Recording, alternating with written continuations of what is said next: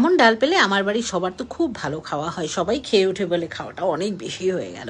খুব সিম্পল ডাল। তোমরা হয়তো ভাবছো ডালের আবার দিদি কী স্পেশালিটি দেখাবে, শেষ পর্যন্ত না দেখলে বুঝতেই পারবে না যে ডালটায় কী স্পেশালিটি আছে। মুগ আর মুসুরি ডাল মিশিয়ে ভালো করে ধুয়ে সেদ্ধ বসিয়ে দিলাম, একটু লবণ আর কাঁচা লঙ্কা দিয়ে সেদ্ধ করে নিয়েছি। তারপর যখন বেশ ভালো সেদ্ধ হয়ে গেছে ডালটা, তারপরে ঝিঙ্গা কুটে রেখেছিলাম, সেই ঝিঙ্গাটাকে দিয়ে দিলাম। টুকরো টুকরো করে আমি ঝিঙ্গা কেটে রেখেছি।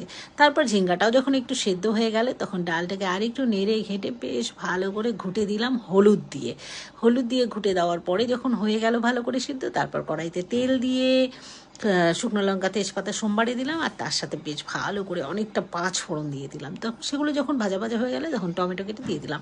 আমি 4 টুকরো করে দিয়েছি, তোমরা টুকরো টুকরো করেও দিতে পারো।